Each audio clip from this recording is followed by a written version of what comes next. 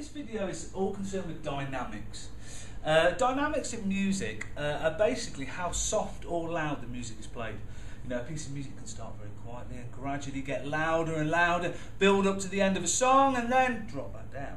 Okay, but within music, how do we actually tell the performers to get louder, to play softer, etc., etc.?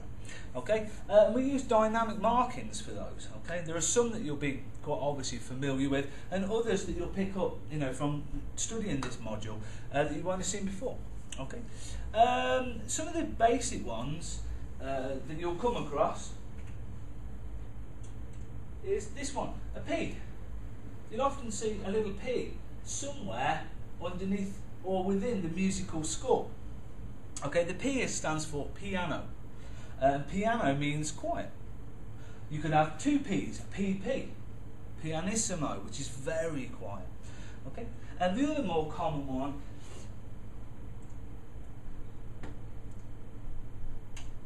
is the F. Okay, and the F is for forte. And forte means loud. So if a piece of music has an F at the start, we start the piece of music loud. Okay, you can have double F, which is fortissimo, which is very loud.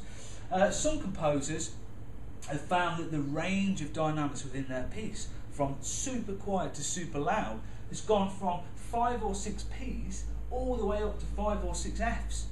Okay? And you can also have an M as well, which is for mezzo. So MF would be mezzo forte, meaning moderately loud. So you've got the whole range. Okay? That's only a couple of examples.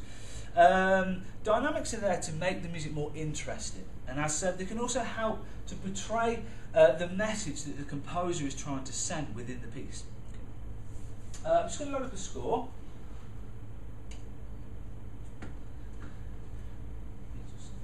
Chime A it's called. Ennio Morricone is the composer of this piece. Okay.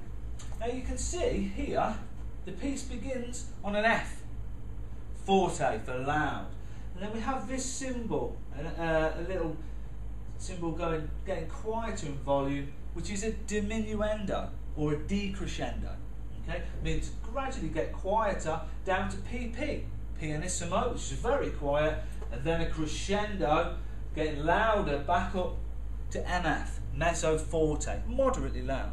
Starts loud, comes down quiet, goes back up. So let's have a listen to that.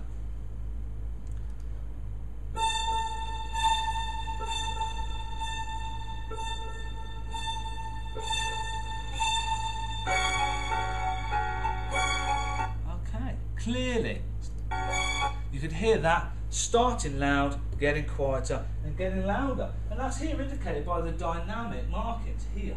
Okay, just going to bring up another piece for you. Now this is a piece called Genocien number 1 by Eric Satie. Now here starts the piece with a P, piano for quiet. Okay. And then in this section here we jump to an F, a forte for loud. So let's kind of follow that score along and see where that happens.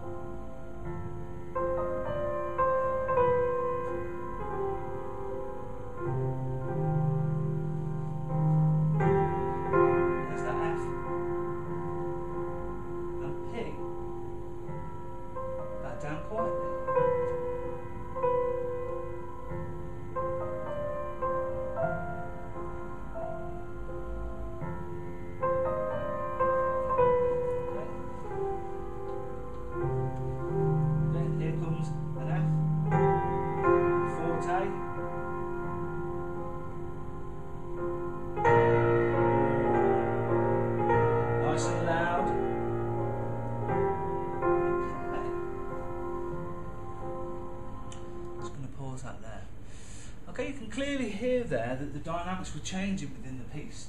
Like I say, quiet for piano, forte comes in and drops back down. Okay?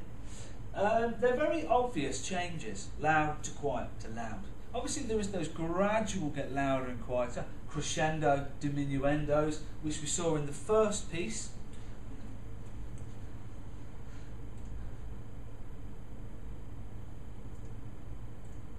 And there is just a few of the different symbols: piano, pianissimo, mezzo piano, slightly loud, forte, fortissimo, very loud. Here's that crescendo, diminuendo, and sforzando, which is an accent, which is do do do da da da, you know, a very particular note to play loud, which we'll look at in articulation. This information is readily available on the internet, but again, to develop this, explain what the different types are, find examples, you know, maybe search for some scores, look for a particular piece where you can demonstrate your understanding of how these tempo markers are used to actually change the tempo of the piece.